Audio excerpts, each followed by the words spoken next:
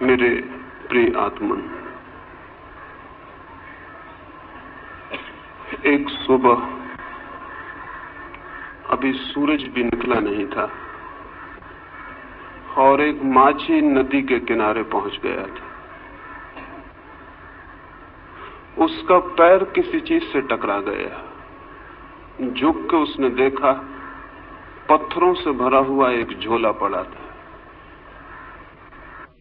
उसने अपना जाल किनारे पर रख दिया। वो सुबह सूरज के उगने की प्रतीक्षा करने लगा। सूरज उग आए, वो अपना जाल फेंके और मछलियां पकड़े। वो जो झोला उसे पड़ा हुआ मिल गया था जिसमें पत्थर, वो एक एक पत्थर निकाल के शांत नदी में फेंकने लगा। सुबह के सन्नाटे में उन पत्थरों की गिरने की छपाक की आवाज सुनता, फिर दूसरा पत्थर फेंकता।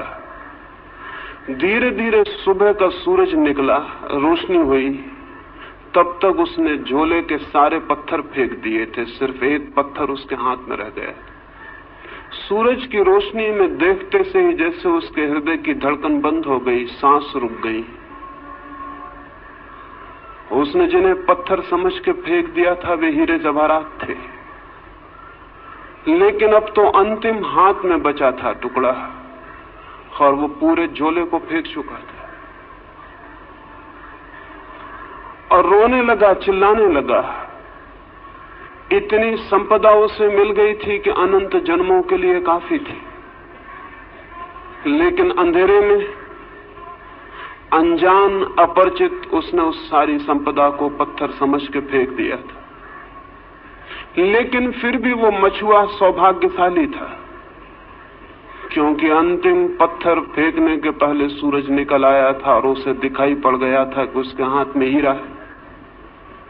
साधारणतः सभी लोग इतने सौभाग्यशाली नहीं होते। जिंदगी बीत जाती है, सूरज नहीं निकलता, सुबह नहीं होती, रोशनी नहीं आती और सारे जीवन के हीरे हम पत्थर समझ के फेंक चुके होते। जीवन एक बड़ी संपदा है, लेकिन आदमी सिवाय उसे फेंकने और गंवाने के कुछ भी नहीं करता है। जीवन क्या है ये भी पता नहीं चल पाता और हम उसे फेंक देते। जीवन में क्या छिपा था, कौन से राज, कौन सा रहस्य, कौन सा स्वर्ग, कौन सा आनंद, कौन सी मुक्ति, उस सब का कोई भी अनुभव नहीं हो पाता और जीवन हमारे हाथ से रिक्त हो जाता है। इन आने वाले 3 दिनों में जीवन की संपदा पर ही थोड़ी सी बातें मुझे कहनी। लेकिन जो लोग जीवन की संपदा को पत्थर मानकर बैठ गए हैं, वे कभी आंख खोलकर देख पाएंगे कि जिन्हें उन्होंने पत्थर समझा है वे हीरे माणिक हैं। ये बहुत कठिन है।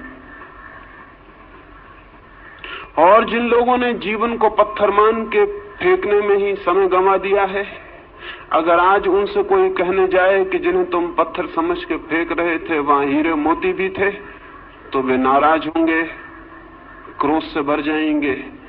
इसलिए नहीं कि जो बात कही गई वो गलत है, बल्कि इसलिए कि ये बात इस बात का स्मरण दिलाती है कि उन्होंने बहुत सी संपदा फेंक दी। लेकिन चाहे हमने कितनी ही संपदा फेंक दी हो, अगर एक क्षण भी जीवन का शेष है तो फिर भी हम कुछ बचा सकते हैं और कुछ जान सकते हैं और कुछ पा सकते हैं। जीवन की खोज में कभी भी इतनी देर नहीं होती कि कोई आदमी निराश होने का कारण पाए।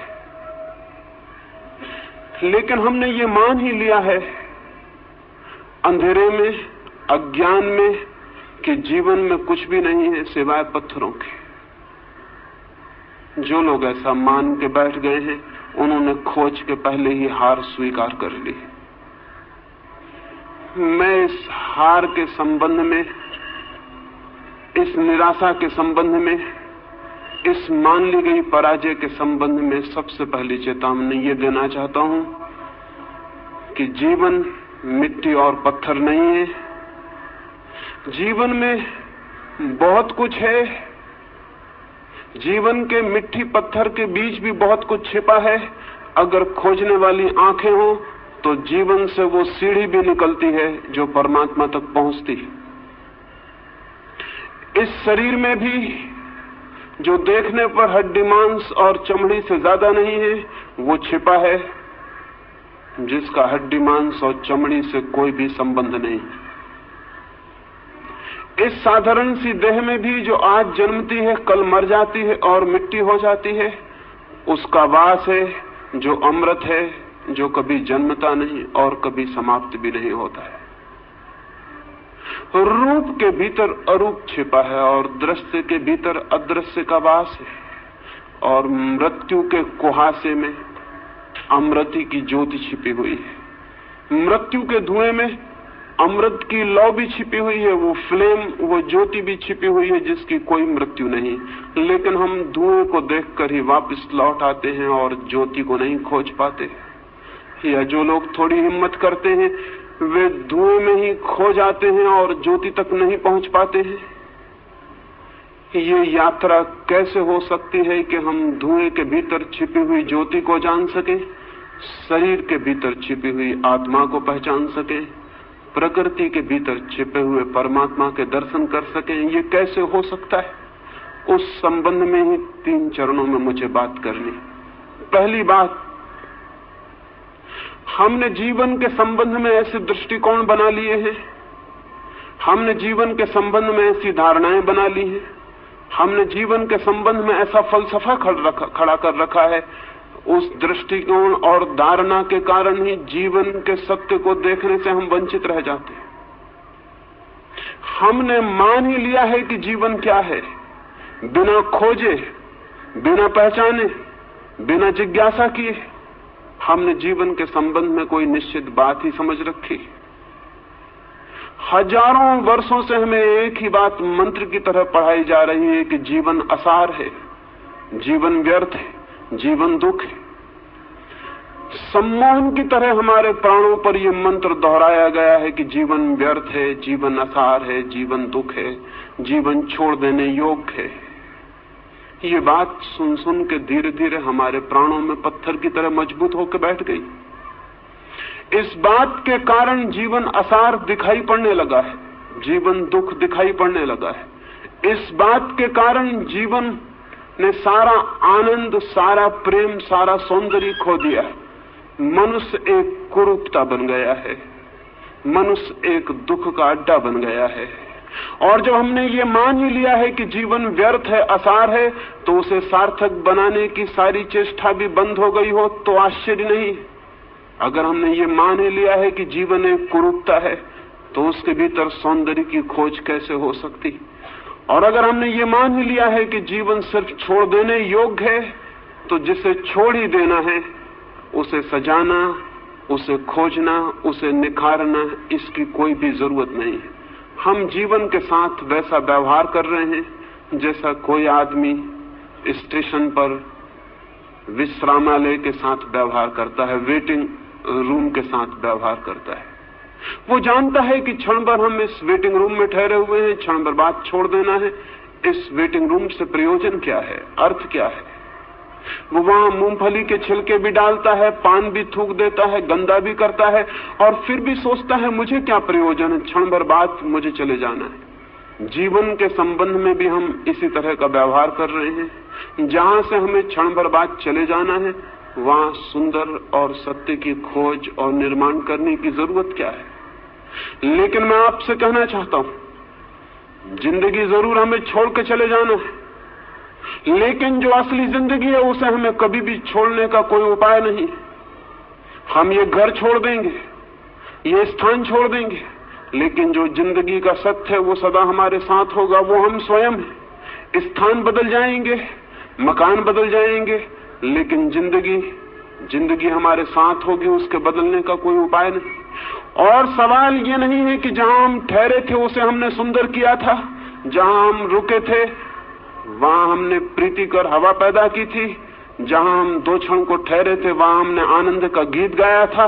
सवाल ये नहीं है कि वहां आनंद का गीत हमने गाया था। सवाल यह है कि जिसने आनंद का गीत गाया था उसने भीतर आनंद के और बड़े संभावनाओं के द्वार खोल लिए। जिसने उस मकान को सुंदर बनाया था उसने और बड़े सौंदर्य को पाने की क्षमता उपलब्ध कर ली। जिसने 2 क्षण उस वेटिंग रूम में भी प्रेम के बिताए थे उसने और बड़े प्रेम को पाने की पात्रता अर्जित कर ली। हम जो करते हैं उसी से हम निर्मित होते हैं। हमारा कृत्य अंततः हमें निर्मित करता है, हमें बनाता है। हम जो करते हैं वही धीरे धीरे हमारे प्राण और हमारी आत्मा का निर्माता हो जाता है। जीवन के साथ हम क्या कर रहे हैं इस पर निर्भर करेगा कि हम कैसे निर्मित हो रहे हैं। जीवन के साथ हमारा क्या व्यवहार है इस पर निर्भर होगा कि हमारी आत्मा किन दिशाओं में यात्रा करेगी, किन मार्गों पर जाएगी, किन नए जगतों की खोज करेगी। जीवन के साथ हमारा व्यवहार हमें निर्मित करता है। ये अगर स्मरण हो तो शायद जीवन को असार व्यर्थ मानने की दृष्टि हमें भ्रांत मालूम पड़े, तो शायद हमें जीवन को दुखपूर्ण मानने की बात गलत मालूम पड़े, तो शायद हमें जीवन से विरोधी रुख अधार्मिक मालूम पड़े।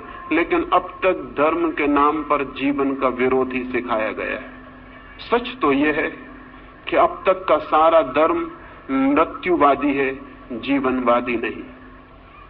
उसकी दृष्टि में मृत्यु के बाद जो है वही महत्वपूर्ण है, मृत्यु के पहले जो है वो महत्वपूर्ण नहीं। अब तक के धर्म की दृष्टि में मृत्यु की पूजा है, जीवन का सम्मान नहीं। जीवन के फूलों का आदर नहीं, मृत्यु के कुम्हला गए, जा चुके, मिट गए फूलों की कब्रों की प्रशंसा और श्रद्धा है। अब तक का सारा धर्म चिंतन करता है मृत्यु के बाद क्या है, स्वर्ग मोक्ष। मृत्यु के पहले क्या है उससे आज तक के धर्म को जैसे कोई संबंध नहीं रहा। और मैं आपसे कहना चाहता हूं, मृत्यु के पहले जो है अगर हम उसे ही संभालने में असमर्थ हैं तो मृत्यु के बाद जो है उसे हम संभालने में कभी भी समर्थ नहीं हो सकते। मृत्यु के पहले जो है अगर वही व्यर्थ छूट जाता है तो मृत्यु के बाद कभी भी सार्थकता की कोई गुंजाइश, कोई पात्रता हम अपने में पैदा नहीं कर सकेंगे। मृत्यु की तैयारी भी इस जीवन में जो आज पास है, मौजूद है, उसके द्वारा करनी। मृत्यु के बाद भी अगर कोई लोक है तो उस लोक में हमें उसी का दर्शन होगा जो हमने जीवन में अनुभव किया है और निर्मित किया है। लेकिन जीवन को भुला देने की, जीवन को विस्मरण कर देने की बात ही अब तक कही गई। मैं आपसे कहना चाहता हूं, जीवन के अतिरिक्त न कोई परमात्मा है, न हो सकता है। मैं आपसे ये भी कहना चाहता हूं, जीवन को साध लेना ही धर्म की साधना है और जीवन में ही परम सत्य को अनुभव कर लेना मोक्ष को उपलब्ध कर लेने की पहली सीढ़ी। जो जीवन को ही चूक जाता है वो और सब भी चूक जाएगा, ये निश्चित है। लेकिन अब तक का रुख उल्टा रहा है। वो रुख कहता है जीवन को छोड़ो, वो रुख कहता है जीवन को त्यागो। वो ये नहीं कहता कि जीवन में खोजो, वो ये नहीं कहता कि जीवन को जीने की कला सीखो, वो ये भी नहीं कहता कि जीवन को जीने के ढंग पर निर्भर करता है कि जीवन कैसा मालूम पड़ेगा। अगर जीवन अंधकारपूर्ण मालूम पड़ता है तो वो जीने का गलत ढंग है।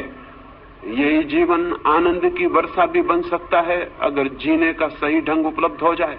धर्म को मैं जीने की कला कहता हूं, वो आर्ट ऑफ लिविंग है। धर्म जीवन का त्याग नहीं, जीवन की गहराइयों में उतरने की सीढ़ियां हैं। धर्म जीवन की तरफ पीठ कर लेना नहीं, जीवन की तरफ पूरी तरह आंख खोलना है। धर्म जीवन से भागना नहीं, जीवन को पूरा आलिंगन में लेने का नाम है। धर्म है जीवन का पूरा साक्षात्कार।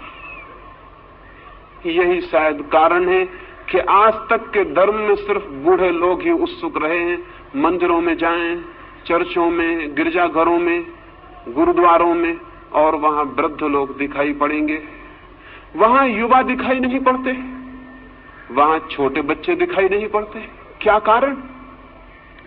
एक ही कारण है, अब तक का हमारा धर्म सिर्फ बूढ़े का धर्म है, उन लोगों का धर्म है जिनकी मौत करीब आ गई और अब जो मौत से भयभीत हो गए हैं और मौत के बाद के चिंतन के संबंध में आतुर हैं और जानना चाहते हैं कि मौत के बाद क्या है। जो धर्म मौत पर आधारित है वो धर्म पूरे जीवन को कैसे प्रभावित कर सकेगा? जो धर्म मौत का चिंतन करता है वो पृथ्वी को धार्मिक कैसे बना सकेगा? वो नहीं बना सका। 5000 वर्षों की धार्मिक शिक्षा के बाद भी पृथ्वी रोज अधार्मिक से अधार्मिक होती चली गई। मंदिर है, मस्जिद है, चर्च है, पुजारी हैं, पुरोहित हैं, सन्यासी हैं, लेकिन पृथ्वी धार्मिक नहीं हो सकी है और नहीं हो सकेगी, क्योंकि धर्म का आधार ही गलत है। धर्म का आधार जीवन नहीं है, धर्म का आधार मृत्यु है, धर्म का आधार खिलते हुए फूल नहीं है, कब्रें हैं। जिस धर्म का आधार मृत्यु है वो धर्म अगर जीवन के प्राणों को स्पंदित न कर पाता हो तो आश्चर्य क्या है? जिम्मेवारी किसकी है? मैं इन 3 दिनों में जीवन के धर्म के संबंध में ही बात करना चाहता हूं और इसलिए पहला सूत्र समझ लेना जरूरी है।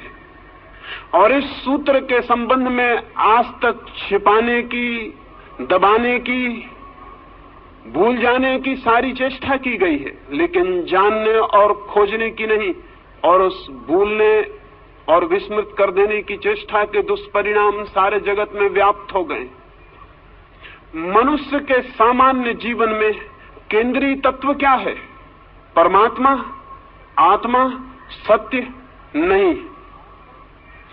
मनुष्य के प्राणों में, सामान्य मनुष्य के प्राणों में, जिसने कोई खोज नहीं की, जिसने कोई यात्रा नहीं की, जिसने कोई साधना नहीं की, उसके प्राणों की गहराई में क्या है? प्रार्थना, पूजा?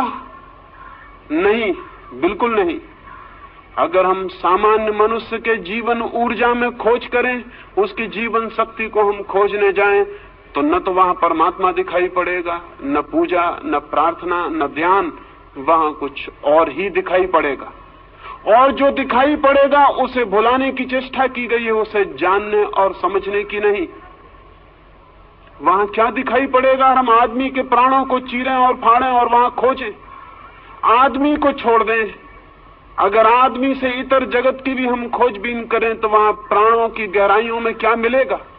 अगर हम एक पौधे की जांचबीन करें तो क्या मिलेगा? एक पौधा क्या कर रहा है? एक पौधा पूरी चेष्टा कर रहा है नए बीज उत्पन्न करने की। एक पौधे के सारे प्राण, सारा रस नए बीज इकट्ठे करने, जन्मने की चेष्टा कर रहा है। एक पक्षी क्या कर रहा है? एक पशु क्या कर रहा है? अगर हम सारी प्रकृति में खोजने जाएं तो हम पाएंगे सारी प्रकृति में एक ही क्रिया जोर से प्राणों को घेर कर चल रही है, और वो क्रिया है सतत सृजन की क्रिया, वो क्रिया है क्रिएशन की क्रिया, वो क्रिया है जीवन को पुनरुज्जीवित नए नए रूपों में जीवन देने की क्रिया। फूल बीज को संभाल रहे हैं, फल बीज को संभाल रहे हैं। बीज क्या करेगा? बीज फिर पौधा बनेगा, फिर फूल बनेगा, फिर फल बनेगा। अगर हम सारे जीवन को देखें तो जीवन जन्मने की एक अनंत क्रिया का नाम है। जीवन एक ऊर्जा है जो स्वयं को पैदा करने के लिए सतत संलग्न है और सतत चेष्टाशील। आदमी के भीतर भी वही है। आदमी के भीतर उस सतत सृजन की चेष्टा का नाम हमने सेक्स दे रखा है, काम दे रखा है। इस नाम के कारण उस ऊर्जा को एक गाली मिल गई, एक अपमान। इस नाम के कारण एक निंदा का भाव पैदा हो गया। मनुष्य के भीतर भी जीवन को जन्म देने की सतत चेष्टा चल रही है। हम उसे सेक्स कहते हैं, हम उसे काम की शक्ति कहते हैं। लेकिन काम की शक्ति क्या है? समुद्र की लहरें आकर टकरा रही हैं।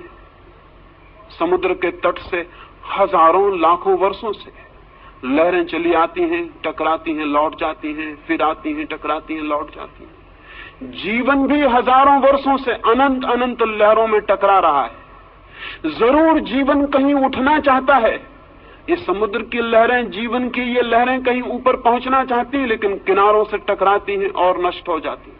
फिर नई लहरें आती हैं, टकराती हैं और नष्ट हो जाती हैं।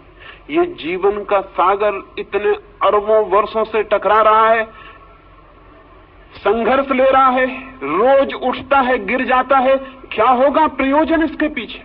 जरूर इसके पीछे कोई बृहत्तर ऊंचाइयां छूने का आयोजन चल रहा है। जरूर इसके पीछे कुछ और गहराइयां जानने का प्रयोजन चल रहा है। जरूर जीवन की सतत प्रक्रिया के पीछे कुछ और महानतर जीवन पैदा करने का प्रयास चल रहा है।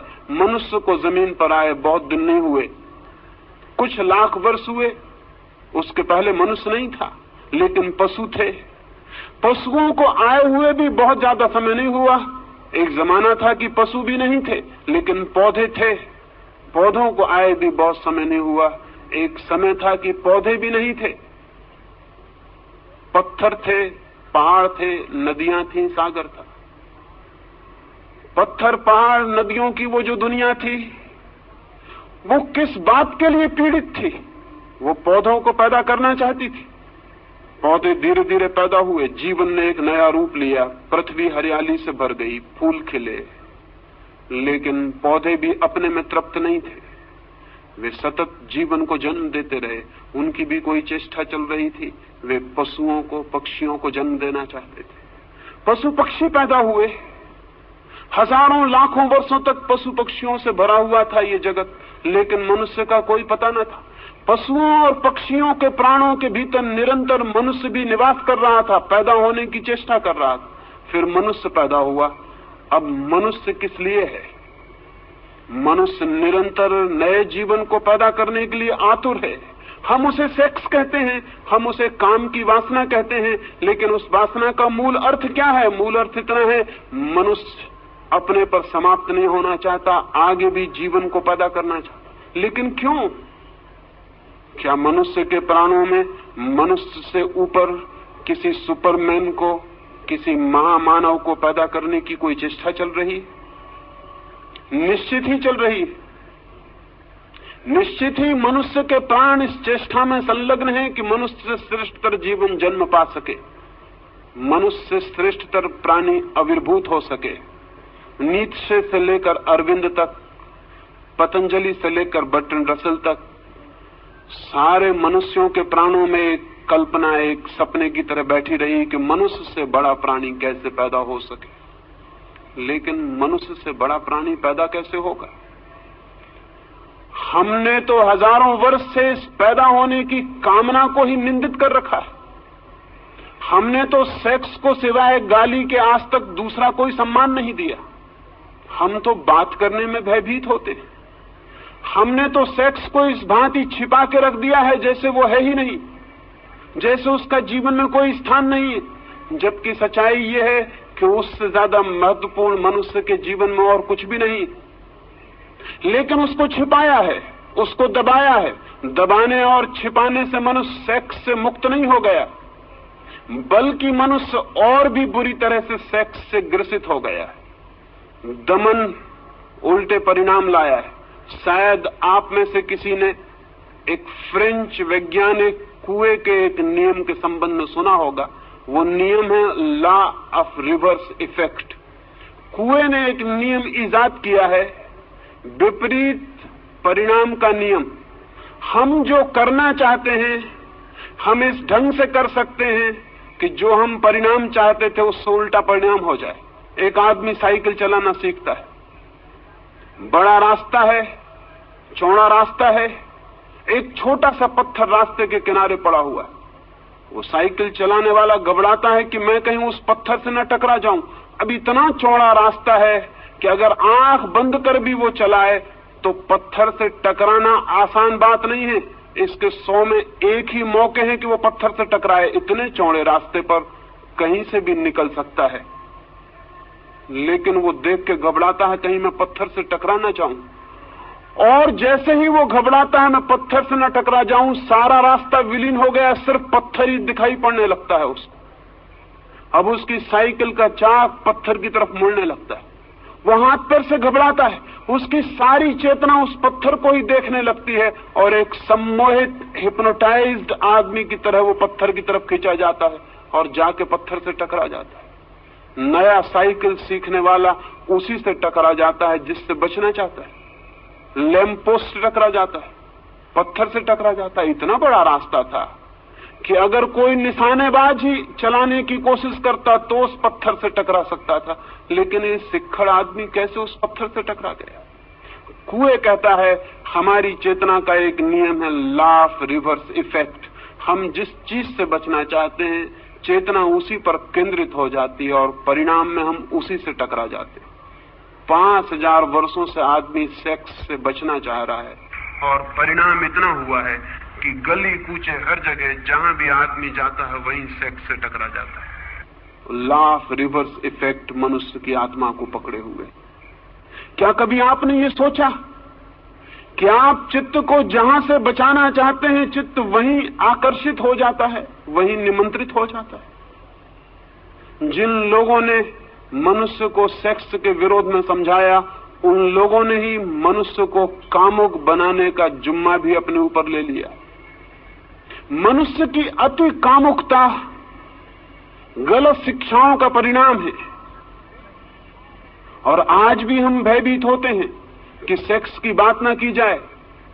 क्यों भयभीत होते हैं? भयभीत इसलिए होते हैं कि हमें डर है कि सेक्स के संबंध में बात करने से लोग और कामुक हो जाएंगे। मैं आपको कहना चाहता हूं ये बिल्कुल ही गलत भ्रम है, ये 100% गलत है। पृथ्वी उसी दिन सेक्स से मुक्त होगी जब हम सेक्स के संबंध में सामान्य स्वस्थ बातचीत करने में समर्थ हो जाएंगे। जब हम सेक्स को पूरी तरह से समझ सकेंगे तो ही हम सेक्स का अतिक्रमण कर सकेंगे। जगत में ब्रह्मचर्य का जन्म हो सकता है, मनुष्य सेक्स के ऊपर उठ सकता है, लेकिन सेक्स को समझकर, सेक्स को पूरी तरह पहचान कर, उस ऊर्जा के पूरे अर्थ, मार्ग, व्यवस्था को जानकर उससे मुक्त हो सकता है। आंखें बंद कर लेने से कोई कभी मुक्त नहीं हो सकता। आंखें बंद कर लेने वाले सोचते हो कि आंख बंद कर लेने से शत्रु समाप्त हो गया तो वो पागल है। मरुस्थल में शुतुरमुर्ग भी ऐसा ही सोचता है। दुश्मन हमले करते हैं तो शुतुरमुर्ग रेत में सिर छिपा के खड़ा हो जाता है और सोचता है कि जब दुश्मन मुझे दिखाई नहीं पड़ रहा तो दुश्मन नहीं है। लेकिन ये तर्क, शुतुरमुर्ग को हम क्षमा भी कर सकते हैं, आदमी को क्षमा नहीं किया जा सकता। सेक्स के संबंध में आदमी ने शुतुरमुर्ग का व्यवहार किया है आज तक। वो सोचता है आंख बंद कर लो सेक्स के प्रति तो सेक्स मिट गया। अगर आंख बंद कर लेने से चीजें मिटती होती तो बहुत आसान थी जिंदगी, बहुत आसान होती दुनिया। आंखें बंद करने से कुछ मिटता नहीं, बल्कि जिस चीज के संबंध में हम आंखें बंद करते हैं, हम प्रमाण देते हैं कि हम उससे भयभीत हो गए हैं, हम डर गए हैं, वो हमसे ज्यादा मजबूत है, उससे हम जीत नहीं सकते, इसलिए हम आंख बंद करते हैं। आंख बंद करना कमजोरी का लक्षण है। और सेक्स के बाबत सारी मनुष्य जाति आंख बंद करके बैठ गई। न केवल आंख बंद करके बैठ गई है, बल्कि उसने सब तरह की लड़ाई भी सेक्स से ली और उसके परिणाम, उसके दुष्परिणाम सारे जगत में ज्ञात है। अगर 100 आदमी पागल होते हैं तो उसमें से 98 आदमी सेक्स को दबाने की वजह से पागल होते हैं। अगर हजारों स्त्रियां हिस्टीरिया से परेशान हैं तो उसमें से 100 में से 99 स्त्रियों के पीछे हिस्टीरिया के, मिर्गी के, बेहोशी के सेक्स की मौजूदगी है, सेक्स का दमन मौजूद है। अगर आदमी इतना बेचैन, अशांत, इतना दुखी और पीड़ित है तो इस पीड़ित होने के पीछे उसने जीवन की एक बड़ी शक्ति को बिना समझे उसकी तरफ पीठ खड़ी कर ली है, उसका कारण। और परिणाम उल्टे आते हैं। अगर हम मनुष्य का साहित्य उठाकर देखें, अगर किसी देवलोक से कभी कोई देवता आए या चंद्रलोक से या मंगल ग्रह से कभी कोई यात्री आए और हमारी किताबें पढ़े, हमारा साहित्य देखे, हमारी कविताएं पढ़े, हमारे चित्र देखे, तो बहुत हैरान हो जाएगा। वो हैरान हो जाएगा ये जानकर कि आदमी का सारा साहित्य सेक्स पर क्यों केंद्रित है, आदमी की सारी कविताएं सेक्सुअल क्यों हैं, आदमी की सारी कहानियां, सारे उपन्यास सेक्स पर क्यों खड़े हैं, आदमी की हर किताब के ऊपर नंगी औरत की तस्वीर क्यों है, आदमी की हर फिल्म नंगे आदमी की फिल्म क्यों है। वो आदमी बहुत हैरान होगा। अगर कोई मंगल से आके हमें इस हालत में देखेगा तो बहुत हैरान होगा। वो सोचेगा आदमी सेक्स के सिवाय क्या कुछ भी नहीं सोचता। और आदमी से अगर पूछेगा, बातचीत करेगा, तो बहुत हैरान हो जाएगा। आदमी बातचीत करेगा आत्मा की, परमात्मा की, स्वर्ग की, मोक्ष की, सेक्स की कभी कोई बात नहीं करेगा। और उसका सारा व्यक्तित्व चारों तरफ से सेक्स से भरा हुआ है। वो मंगल ग्रह का वासी तो बहुत हैरान होगा। वो कहेगा बातचीत कभी नहीं की जाती जिस चीज की, उसको चारों तरफ से तृप्त करने की हजार हजार पागल कोशिशें क्यों की जा रही। आदमी को हमने परवर्ट किया है, विकृत किया है, और अच्छे नामों के आधार पर विकृत किया है। ब्रह्मचर्य की बात हम करते हैं, लेकिन कभी इस बात की चेष्टा नहीं करते कि पहले मनुष्य की काम की ऊर्जा को समझा जाए, फिर उसे रूपांतरित करने के प्रयोग भी किए जा सकते हैं। बिना उस ऊर्जा को समझे दमन की, संयम की सारी शिक्षा मनुष्य को पागल, विक्षिप्त और रुग्ण करेगी। इस संबंध में कोई भी ध्यान नहीं। ये मनुष्य इतना रुग्ण, इतना दीनहीन कभी भी ना था, इतना विषाक्त भी ना था, इतना पॉइजनस भी ना था, इतना दुखी भी ना था। मैंने एक अस्पताल के पास से मैं निकलता था, मैंने एक तख्ते पर अस्पताल की एक सूचना लिखी हुई पढ़ी। लिखा था उस तख्ते पर, एक आदमी को बिच्छू ने काटा, उसका इलाज किया गया, वो एक दिन में ठीक होकर घर वापस चला गया है। एक दूसरे आदमी को सांप ने काटा था, उसका 3 दिन में इलाज किया गया, वो स्वस्थ होकर घर वापस लौट गया है। उस पर तीसरी सूचना थी कि एक और आदमी को पागल कुत्ते ने काट लिया था, उसका 10 दिन से इलाज हो रहा है, वो काफी ठीक हो गया है और शीघ्र ही उसके पूरी तरह ठीक हो जाने की उम्मीद है। और उस पर एक चौथी सूचना भी थी कि एक आदमी को एक आदमी ने काट लिया था, उसे कई सप्ताह हो गए, वो बेहोश है और उसके ठीक होने की भी कोई उम्मीद नहीं। मैं बहुत हैरान हुआ, आदमी का काटा हुआ इतना जहरीला हो सकता है। लेकिन अगर हम आदमी की तरफ देखेंगे तो दिखाई पड़ेगा आदमी के भीतर बहुत जहर इकट्ठा हो गया है। और उस जहर के इकट्ठे हो जाने का पहला सूत्र यह है कि हमने आदमी के निसर्ग को, उसकी प्रकृति को स्वीकार नहीं किया, उसकी प्रकृति को दबाने और जबरदस्ती तोड़ने की चेष्टा की। मनुष्य के भीतर जो शक्ति है, उस शक्ति को रूपांतरित करने की, ऊंचा ले जाने की, आकाशगामी बनाने का हमने कोई प्रयास नहीं किया। उस शक्ति के ऊपर हम जबरदस्ती कब्जा करके बैठ गए हैं। वो शक्ति नीचे से ज्वालामुखी की तरह उबल रही है और धक्के दे रही है। वो आदमी को किसी भी क्षण उल्टा देने की चेष्टा कर रही, और इसलिए जरा सा मौका मिल जाता है तो आपको पता है सबसे पहली बात क्या होती। अगर एक हवाई जहाज गिर पड़े तो आपको सबसे पहले उस हवाई जहाज में अगर पायलट हो और आप उसके पास जाएं, उसकी लाश के पास, तो आपको पहला प्रश्न क्या उठेगा मन में? क्या आपको ख्याल आएगा ये हिंदू है या मुसलमान? नहीं। क्या आपको ख्याल आएगा कि भारतीय है कि चीनी? नहीं। आपको पहला ख्याल आएगा ये आदमी है या औरत। पहला प्रश्न आपके मन में उठेगा ये स्त्री है या पुरुष। क्या आपको ख्याल है इस बात का कि ये प्रश्न क्यों सबसे पहले ख्याल में आता है? भीतर दबा हुआ सेक्स है, उस सेक्स के दमन की वजह से बाहर स्त्रियां और पुरुष अतिशय उभर कर दिखाई पड़ते। क्या आपने कभी सोचा? आप किसी आदमी का नाम भूल सकते हैं, जाति भूल सकते हैं, चेहरा भूल सकते हैं। अगर मैं आपसे मिलूं या मुझे आप मिलें तो मैं सब भूल सकता हूं कि आपका नाम क्या था, आपका चेहरा क्या था, आपकी जाति क्या थी, उम्र क्या थी, आप किस पद पर थे, सब भूल सकता हूं। लेकिन कभी आपको ख्याल आया आप ये भी भूल सकें कि जिससे आप मिले थे वो आदमी थी या औरत?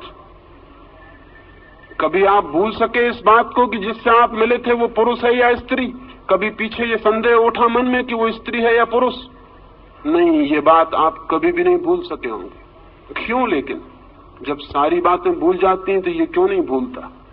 हमारे भीतर मन में कहीं सेक्स बहुत अतिशय होकर बैठा है, वो 24 घंटे उबल रहा है, इसलिए सब बात भूल जाती है लेकिन ये बात नहीं भूलती। हम सतत सचेष्ट हैं।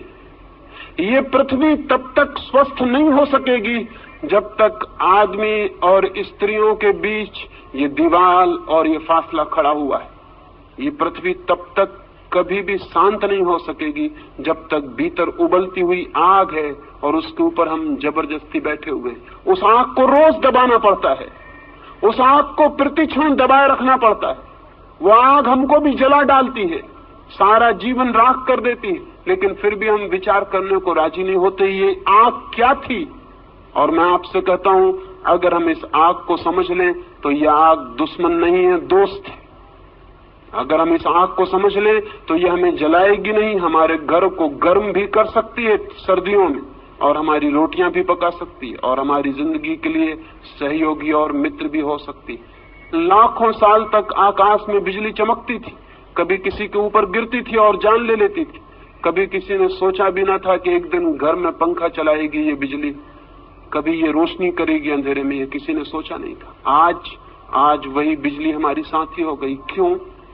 बिजली की तरफ हम आंख मूंद के खड़े हो जाते तो हम कभी बिजली के राज को न समझ पाते और न कभी उसका उपयोग कर पाते, वो हमारी दुश्मनी बनी रहती। लेकिन नहीं, आदमी ने बिजली के प्रति दोस्ताना का भाव बरता, उसने बिजली को समझने की कोशिश की, उसने प्रयास किए जानने के, और धीरे धीरे बिजली उसकी साथी हो गई। आज बिना बिजली के क्षण भर जमीन पर रहना मुश्किल मालूम होगा। मनुष्य के भीतर बिजली से भी बड़ी ताकत है सेक्स की। मनुष्य के भीतर अणु की शक्ति से भी बड़ी शक्ति है सेक्स की। कभी आपने सोचा लेकिन ये शक्ति क्या है और कैसे हमें इसे रूपांतरित करें?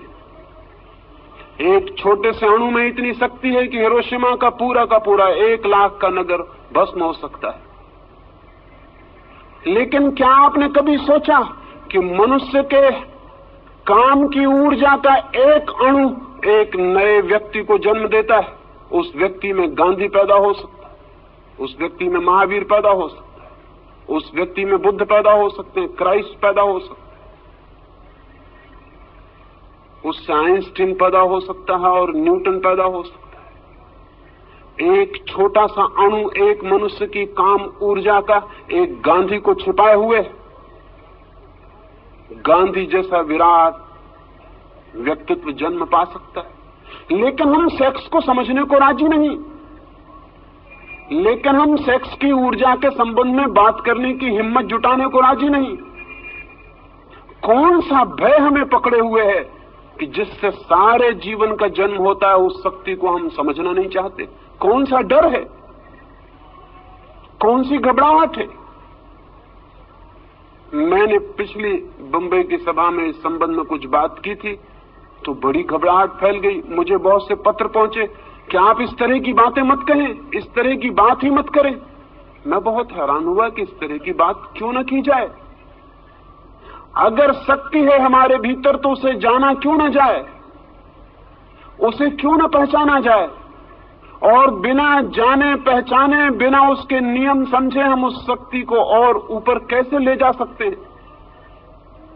पहचान से हम उसको जीत भी सकते हैं, बदल भी सकते हैं, लेकिन बिना पहचाने तो हम उसके हाथ में ही मरेंगे और सड़ेंगे और कभी उससे मुक्त नहीं हो सकते। जो लोग सेक्स के संबंध में बात करने की मनाही करते हैं, वही लोग पृथ्वी को सेक्स के गड्ढे में डाले हुए हैं, ये मैं आपसे कहना चाहता हूं। जो लोग घबराते हैं और जो समझते हैं धर्म का सेक्स से कोई संबंध नहीं, वे खुद तो पागल हैं ही, वो सारी पृथ्वी को भी पागल बनाने में सहयोगी हो रहे हैं। धर्म का संबंध मनुष्य की ऊर्जा के ट्रांसफॉर्मेशन से है। धर्म का संबंध मनुष्य की शक्ति को रूपांतरित करने से। धर्म चाहता है कि मनुष्य के व्यक्तित्व में जो छिपा है वो श्रेष्ठतम रूप से अभिव्यक्त हो जाए। धर्म चाहता है कि मनुष्य का जीवन निम्न से उच्च की एक यात्रा बने, पदार्थ से परमात्मा तक पहुंच जाए। लेकिन ये चाह तभी पूरी हो सकती है हम जहां जाना चाहते हैं उस स्थान को समझना उतना उपयोगी नहीं जितना उस स्थान को समझना उपयोगी है जहां हम खड़े हैं, क्योंकि वहीं से यात्रा शुरू करनी पड़ती। सेक्स है फैक्ट, सेक्स जो है वो तथ्य है मनुष्य के जीवन का, और परमात्मा अभी दूर है। सेक्स हमारे जीवन का तथ्य है। इस तथ्य को समझ के हम परमात्मा के सत्य तक यात्रा कर भी सकते हैं, लेकिन इसे बिना समझे 1 इंच आगे नहीं जा सकते। कोल्हू के बैल की तरह इसी के आसपास घूमते रहेंगे, इसी के आसपास घूमते रहेंगे। मैंने जो पिछली सभा में कुछ बातें कही तो मुझे ऐसा लगा कि जैसे हम जीवन की वास्तविकता को समझने की भी तैयारी नहीं दिखाते, तो फिर हम और क्या कर सकते हैं और आगे क्या हो सकता है। फिर ईश्वर परमात्मा की सारी बातें सांत्वना की, कोरी सांत्वना की बातें हैं और झूठी हैं, क्योंकि जीवन के परम सत्य चाहे कितने ही नग्न हो, उन्हें जानना ही पड़ेगा, समझना ही पड़ेगा।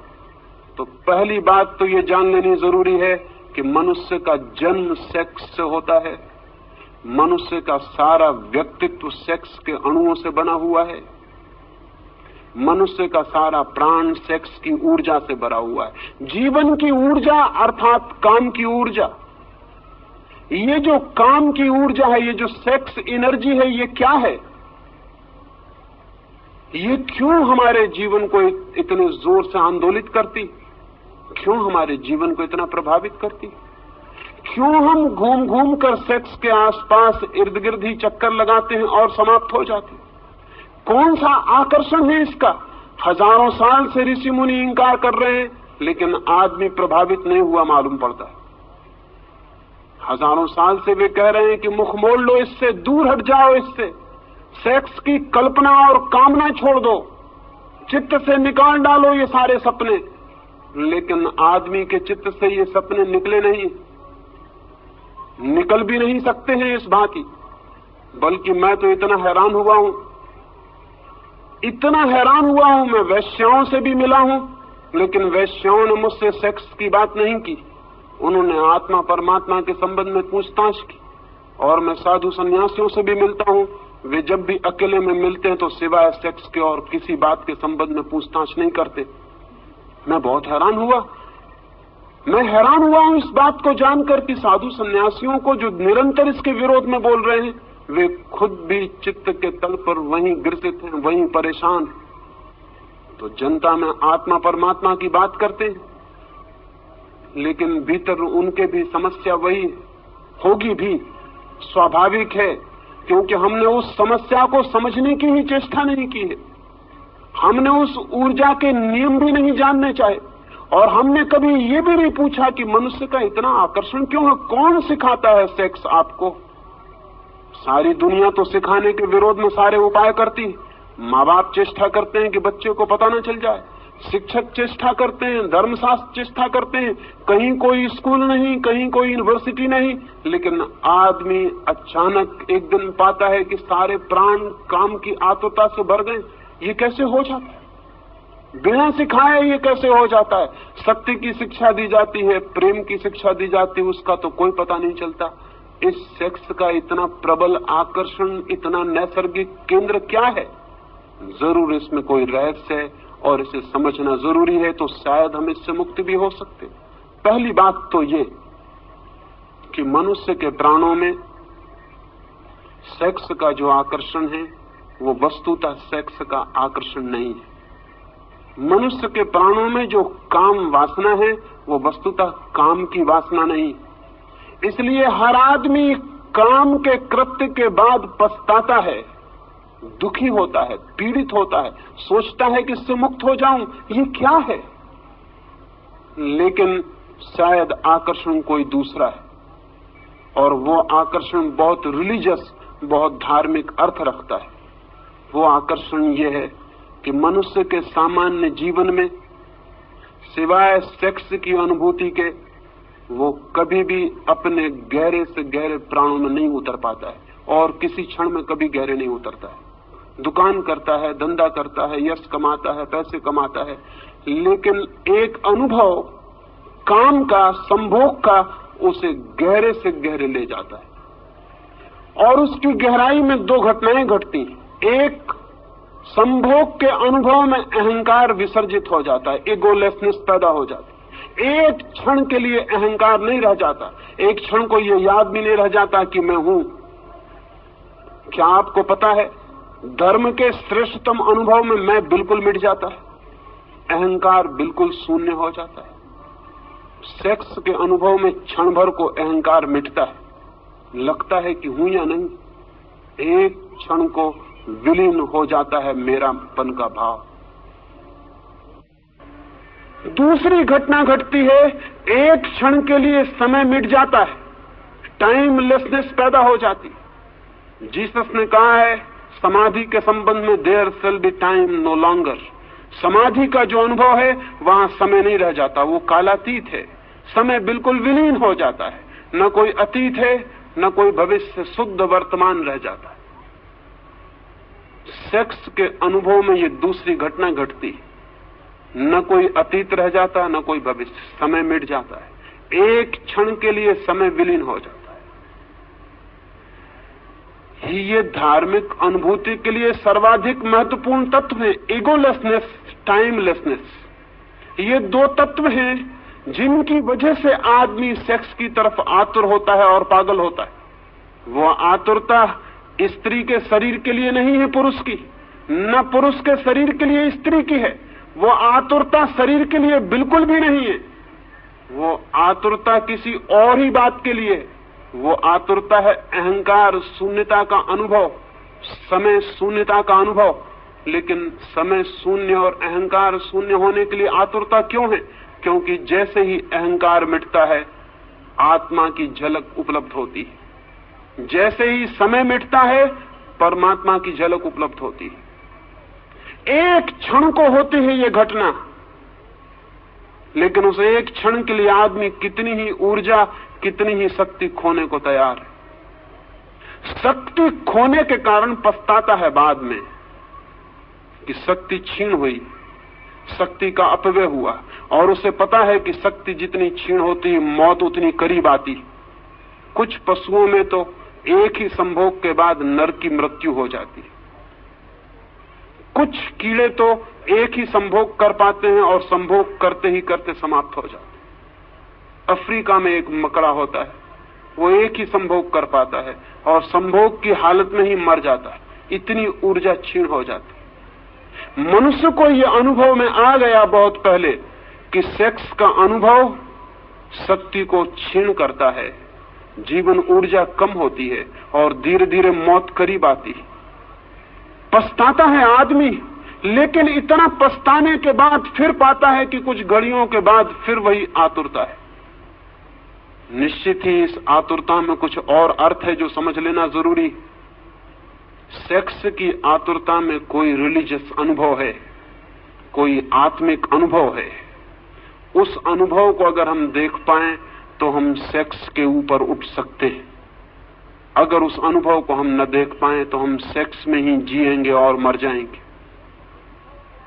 उस अनुभव को अगर हम देख पाएं, अंधेरी रात है और अंधेरी रात में बिजली चमकती, बिजली की चमक अगर हमें दिखाई पड़ जाए और बिजली को अगर हम समझ लें तो अंधेरी रात को हम मिटा भी सकते हैं। लेकिन अगर हम ये समझ लें कि अंधेरी रात के कारण बिजली चमकती है तो फिर हम अंधेरी रात को और घना करने की कोशिश करेंगे ताकि बिजली चमके। सेक्स की घटना में बिजली चमकती है, एक वो सेक्स से अतीत है, ट्रांसेंड करती है, पार से आती। उस पार के अनुभव को अगर हम पकड़ लें तो हम सेक्स के ऊपर उठ सकते हैं, अन्यथा नहीं। लेकिन जो लोग सेक्स के विरोध में खड़े हो जाते हैं वे अनुभव को समझ भी नहीं पाते कि वो अनुभव क्या है। वे कभी ये ठीक विश्लेषण भी नहीं कर पाते कि हमारी आतुरता किस चीज के लिए।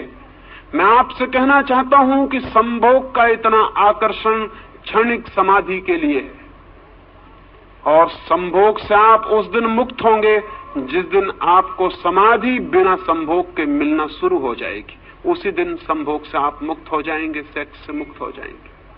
क्योंकि एक आदमी 1000 रुपए खोकर थोड़ा सा अनुभव पाता हो और कल हम उसे बता दें कि रुपए खोने की कोई जरूरत नहीं, इस अनुभव की तो खदानें भरी पड़ी हैं, तुम चलो इस रास्ते से और उस अनुभव को पालो, तो फिर वो 1000 रुपए खो के उस अनुभव को खरीदने बाजार में नहीं जाएगा। सेक्स जिस अनुभूति को लाता है, अगर वो अनुभूति किन्हीं और मार्गों से उपलब्ध हो सके तो आदमी का चित्त सेक्स की तरफ बढ़ना अपने आप बंद हो जाता है, उसका चित्त एक नई दिशा लेना शुरू कर देता है। इसलिए मैं कहता हूं जगत में समाधि का पहला अनुभव मनुष्य को सेक्स के अनुभव से ही उपलब्ध हुआ है। लेकिन वो बहुत महंगा अनुभव है, वो अति महंगा अनुभव है। और दूसरे कारण है कि वो अनुभव कभी एक क्षण से ज्यादा गहरा नहीं हो सकता। एक क्षण को झलक मिलेगी और हम वापस अपनी जगह पर लौट आते।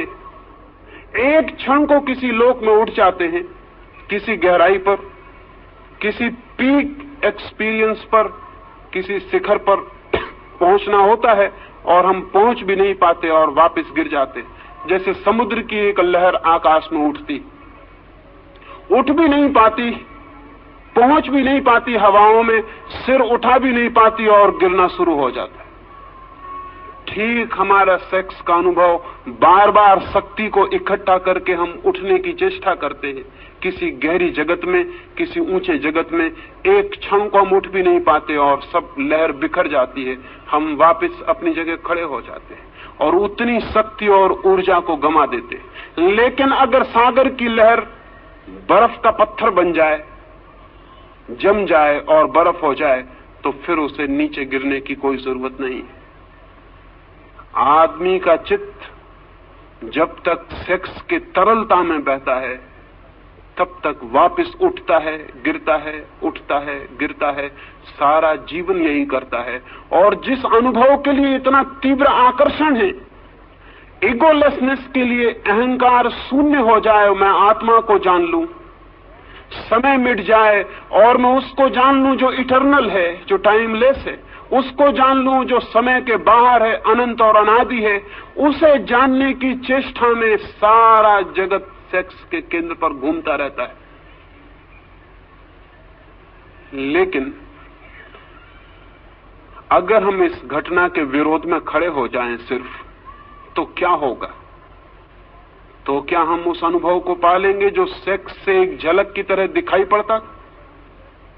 नहीं, अगर हम सेक्स के विरोध में खड़े हो जाते हैं तो सेक्स ही हमारी चेतना का केंद्र बन जाता। हम सेक्स से मुक्त नहीं होते, उससे बंध जाते। वो लॉ ऑफ रिवर्स इफेक्ट काम शुरू कर देता। फिर हम उससे बंध गए, फिर हम भागने की कोशिश करते हैं और जितनी हम कोशिश करते हैं उतने ही बंधते चले जाते हैं। एक आदमी बीमार था और बीमारी कुछ उसे ऐसी थी कि दिन रात उसे भूख लगती थी। सच तो यह है उसे बीमारी कुछ भी ना थी, भोजन के संबंध में उसने कुछ विरोध की किताबें पढ़ ली थी। उसने पढ़ लिया था कि भोजन पाप है, उपवास पुण्य है, कुछ भी खाना हिंसा करना है। जितना वो ये सोचने लगा कि भोजन करना पाप है, उतना ही भूख को दबाने लगा। जितनी भूख को दबाने लगा उतनी भूख असर्ट करने लगी, जोर से प्रकट होने लगी। तो वो 2-4 दिन उपवास करता था और एक दिन पागल की तरह कुछ भी खा जाता था।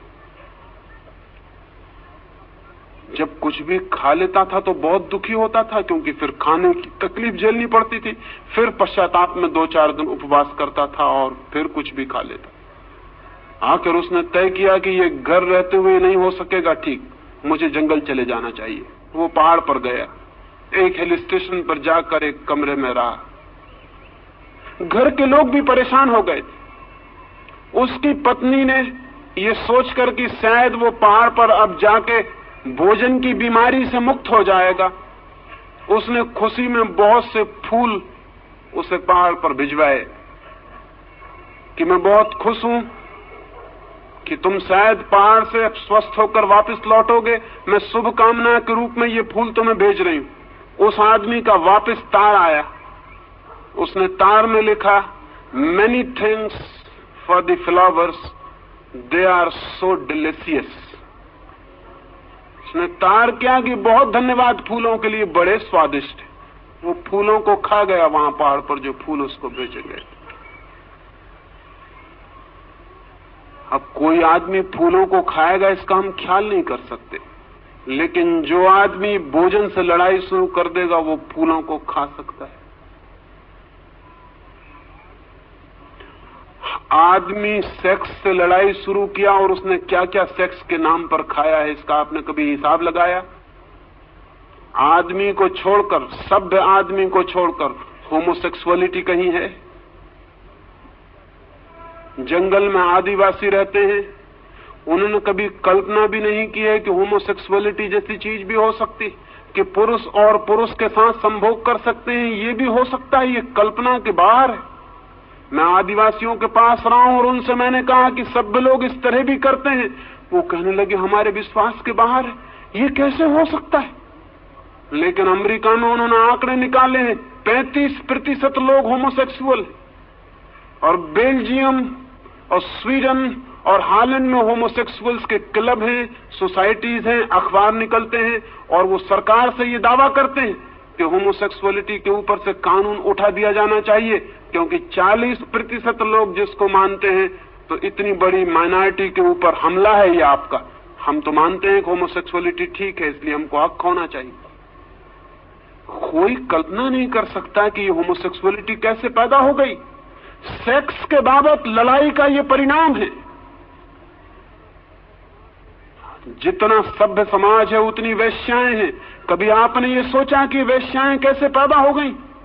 किसी आदिवासी गांव में जाके वेश्या खोज सकते हैं आप? आज भी बस्तर के गांव में वेश्या खोजनी मुश्किल है, और कोई कल्पना मानने को राजी नहीं होता कि ऐसी स्त्रियां हो सकती हैं जो कि अपनी इज्जत बेचती हो, अपना संभोग बेचती हो। लेकिन सभ्य आदमी जितना सभ्य होता चला गया उतनी वेश्याएं बढ़ती चली गई। क्यों? ये फूलों को खाने की कोशिश शुरू हुई।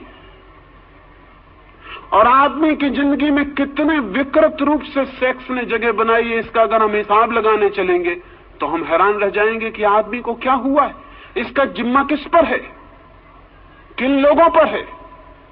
इसका जिम्मा उन लोगों पर है जिन्होंने आदमी को सेक्स को समझना नहीं, लड़ना सिखाया है, जिन्होंने सप्रेशन सिखाया, जिन्होंने दमन सिखाया है। दमन के कारण सेक्स की शक्ति जगह जगह से फूटकर गलत रास्तों से बहनी शुरू हो गई। सारा समाज पीड़ित और रुग्ण हो गया है। इस रुग्ण समाज को अगर बदलना है तो हमें ये स्वीकार कर लेना होगा, काम की ऊर्जा है, काम का आकर्षण है। क्यों है काम का आकर्षण? काम के आकर्षण का जो बुनियादी आधार है, उस आधार को अगर हम पकड़ लें तो मनुष्य को हम काम की जगत से ऊपर उठा सकते हैं। और मनुष्य निश्चित काम के जगत के ऊपर उठ जाए तो ही राम का जगत शुरू होता है। खजुराहो के मंदिर के सामने मैं खड़ा था, 10-5 मित्रों को लेकर वहां गया। खजुराहो के मंदिर के चारों तरफ की दीवार पर तो मैथुन चित्र है, काम वासनाओं की मूर्तियां हैं। मेरे मित्र कहने लगे कि मंदिर के चारों तरफ ये क्या है? मैंने उनसे कहा, जिन्होंने ये मंदिर बनाया था वो बड़े समझदार लोग थे। उनकी मान्यता ये थी कि जीवन की बाहर की परिधि पर काम है, और जो लोग अभी काम से उलझे हैं उनको मंदिर में भीतर प्रवेश का कोई हक नहीं। फिर मैं अपने मित्रों को कहा भीतर चले, फिर उन्हें भीतर लेकर गया। वहां तो कोई काम प्रतिमा ना थी, वहां भगवान की मूर्ति थी। वे कहने लगे भीतर कोई प्रतिमा नहीं है। मैंने उनसे कहा कि जीवन की बाहर की परिधि पर काम वासना है, जीवन की बाहर की परिधि दीवार पर काम वासना है, जीवन के भीतर भगवान का मंदिर है। लेकिन जो अभी काम वासना से उलझे हैं वे भगवान के मंदिर में प्रवेश के अधिकारी नहीं हो सकते। उन्हें अभी बाहर की दीवार का ही चक्कर लगाना पड़ेगा। जिन लोगों ने ये मंदिर बनाया था वे बड़े समझदार लोग थे। ये मंदिर एक मेडिटेशन सेंटर था, ये मंदिर एक ध्यान का केंद्र था। जो लोग आते थे उनसे वो कहते थे बाहर पहले मैथुन के ऊपर ध्यान करो, पहले सेक्स को समझो, और जब सेक्स को पूरी तरह समझ जाओ और तुम पाओ कि मनुष्य मुक्त हो गया है तब तुम भीतर आ जाना, फिर भीतर भगवान से मिलना हो सकता है। लेकिन धर्म के नाम पर हमने सेक्स को समझने की स्थिति पैदा नहीं की, सेक्स की शत्रुता पैदा कर दी। सेक्स को समझो मत, आंख बंद कर लो और घुस जाओ भगवान के मंदिर में। आंख बंद करके, आंख बंद करके कभी कोई भगवान के मंदिर में जा सका है? और आंख बंद करके अगर आप भगवान के मंदिर में पहुंच भी गए तो बंद आंख में आपको भगवान दिखाई नहीं पड़ेंगे, जिससे आप भाग कर आए हैं वही दिखाई पड़ता रहेगा, आप उसी से बंधे रह जाएंगे। शायद कुछ लोग मेरी बातें सुन के समझते हैं कि मैं सेक्स का पक्षपाती हूं। मेरी बातें सुन के शायद लोग समझते हैं कि मैं सेक्स का प्रचार करना चाहता हूं। अगर कोई ऐसा समझता हो तो उसने मुझे कभी सुना ही नहीं है, ऐसा उससे कह देना। इस समय पृथ्वी पर मुझसे ज्यादा सेक्स का दुश्मन आदमी खोजना मुश्किल है, और उसका कारण यह है कि मैं जो बात कह रहा हूं अगर वो समझी जा सकी तो मनुष्य जाति को सेक्स के ऊपर उठाया जा सकता है, अन्यथा नहीं। और जिन थोथे लोगों को हमने समझा है वो सेक्स के दुश्मन थे, वो सेक्स के दुश्मन नहीं थे। उन्होंने सेक्स में आकर्षण पैदा कर दिया, सेक्स से मुक्ति पैदा नहीं की। सेक्स में आकर्षण पैदा हो गया विरोध के कारण। मुझसे एक आदमी ने कहा है कि जिस चीज का विरोध ना हो उसको करने में कोई रस ही नहीं रह जाता। चोरी के फल खाने जितने मधुर और मीठे होते हैं उतने बाजार से खरीदे गए फल कभी नहीं होते। इसलिए अपनी पत्नी उतनी मधुर कभी नहीं मालूम पड़ती जितनी पड़ोसी की पत्नी मालूम पड़ती। वो चोरी के फल हैं, वो वर्जित फल है। और सेक्स को हमने एक ऐसी स्थिति दे दी, एक ऐसा चोरी का जामा पहना दिया, एक ऐसे झूठ के लिबास में छिपा दिया, ऐसी दीवालों में खड़ा कर दिया कि उसने हमें तीव्र रूप से आकर्षित कर लिया। बर्ट्रैंड रसल ने लिखा है कि जब मैं छोटा बच्चा था, विक्टोरियन जमाना था, स्त्रियों के पैर भी दिखाई नहीं पड़ते थे। वो कपड़े पहनती थी जो जमीन पर घसटता था और पैर नहीं दिखाई पड़ता था। अगर कभी किसी स्त्री का अंगूठा दिख जाता था तो आदमी आतुर होकर अंगूठा देखने लगता था और काम वासना जग जाती थी। और रसल कहता है कि अब स्त्रियां करीब करीब आधी नंगी घूम रही और उनका पैर पूरा दिखाई पड़ता लेकिन कोई असर नहीं होता। तो रसल ने लिखा है कि इससे ये सिद्ध होता है कि हम जिन चीजों को जितना ज्यादा छिपाते हैं उन चीजों में उतना ही कुत्सित आकर्षण पैदा होता है। अगर दुनिया को सेक्स से मुक्त करना है तो बच्चों को ज्यादा देर तक घर में नग्न रहने की सुविधा होनी चाहिए। जब तक बच्चे घर में नग्न खेल सकें, लड़के और लड़कियां, उन्हें नग्न खेलने देना चाहिए ताकि वो एक दूसरे के शरीर से भली भांति परिचित हो जाएं और कल रास्तों पर उनको किसी स्त्री को धक्का देने की कोई जरूरत न रह जाए, ताकि वे एक दूसरे के शरीर से इतने परिचित हो जाएं कि किसी किताब पर नंगी औरत की तस्वीर छापने की कोई जरूरत न रह जाए। वे शरीर से इतने परिचित हों कि शरीर का कुत्सित आकर्षण विलीन हो सके। लेकिन बड़ी उल्टी दुनिया है। जिन लोगों ने शरीर को ढांक के छिपा के खड़ा किया है उन्हीं लोगों ने शरीर को इतना आकर्षित बना दिया है, ये हमारे ख्याल में नहीं आता। जिन लोगों ने शरीर को जितना ढांक के छिपा दिया है शरीर को उतना ही हमारे मन में चिंतन का विषय बना दिया, ये हमारे ख्याल में नहीं आता। बच्चे नग्न होने चाहिए, देर तक नग्न खेलने चाहिए।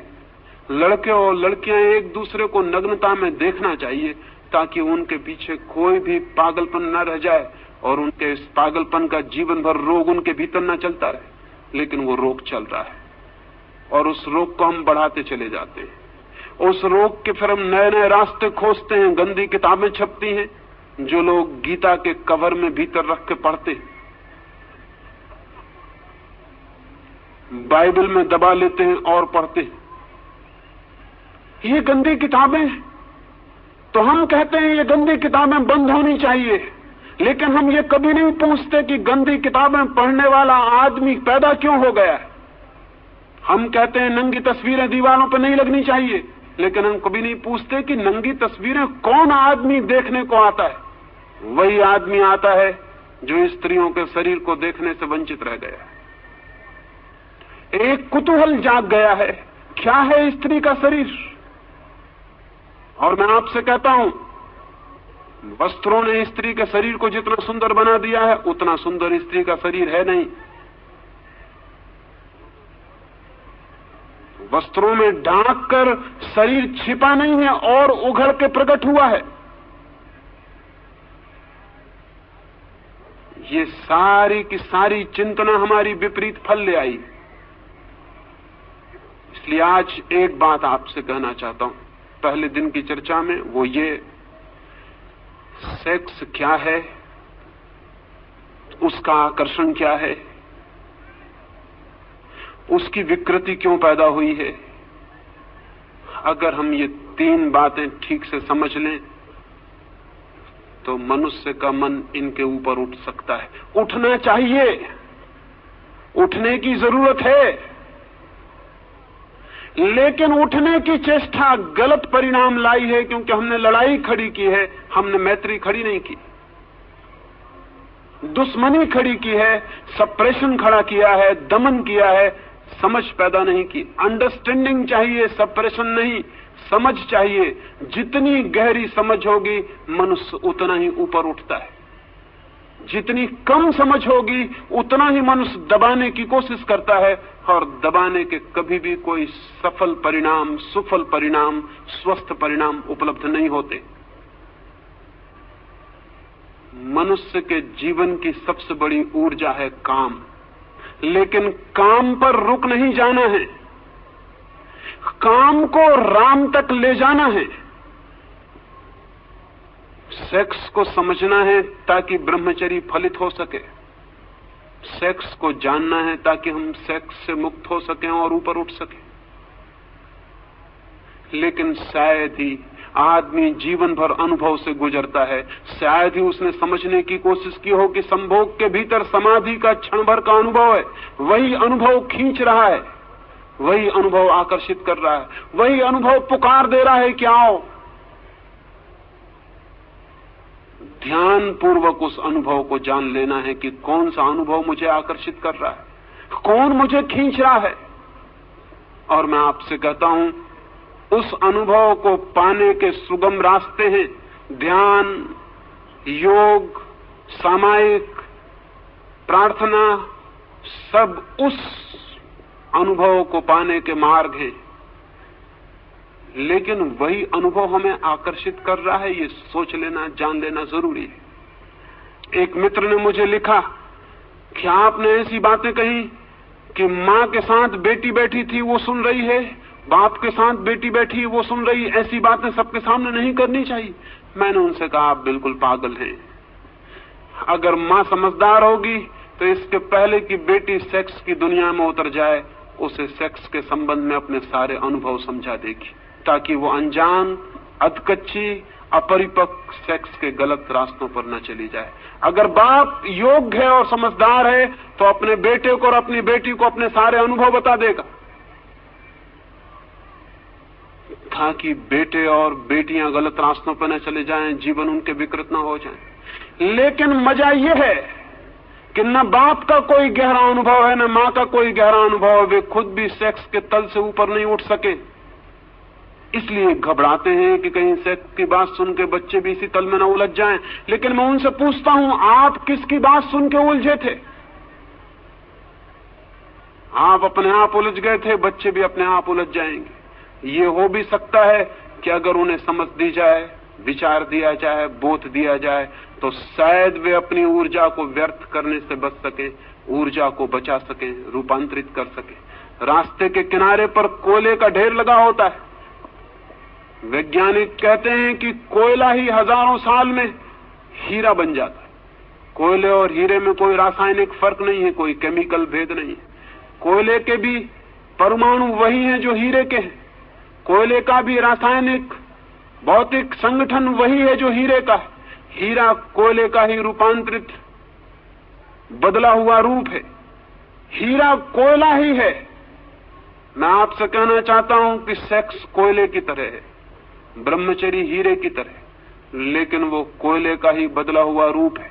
वो कोयले का दुश्मन नहीं है हीरा, वो कोयले की ही बदलाहट है, वो कोयले का ही रूपांतरण है, वो कोयले को ही समझकर नई दिशाओं में ले गई यात्रा है।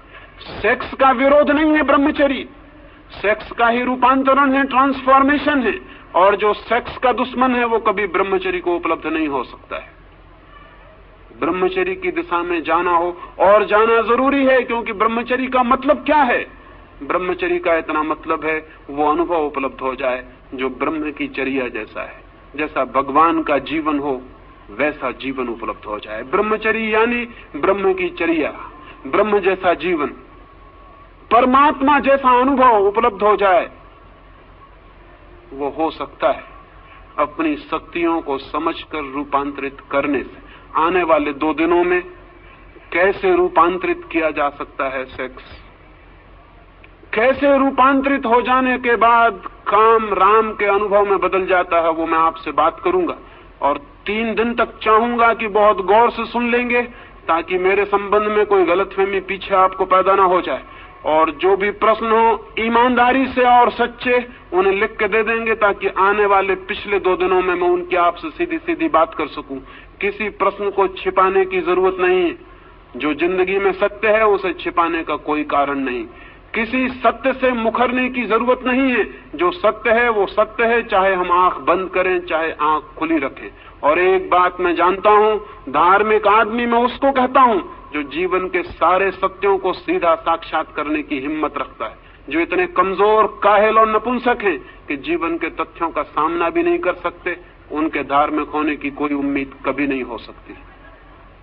ये आने वाले 4 दिनों के लिए निमंत्रण देता हूं, क्योंकि ऐसे विषय पर यह बात है कि शायद ऋषि मुनियों से आशा नहीं रही कि ऐसे विषयों पर वे बात करेंगे। शायद आपको सुनने की आदत भी नहीं होगी, शायद आपका मन डरेगा, लेकिन फिर भी मैं चाहूंगा कि इन 5 दिनों आप ठीक से सुनने की कोशिश करेंगे। ये हो सकता है कि काम की समझ आपको राम के मंदिर के भीतर प्रवेश दिला दे। आकांक्षा मेरी यही है, परमात्मा करे वो आकांक्षा पूरी हो। मेरी बातों को इतने प्रेम और शांति से सुना, उसके लिए अनुग्रहित हूं। और अंत में सबके भीतर बैठे हुए परमात्मा को प्रणाम करता हूं। मेरे प्रणाम स्वीकार करें।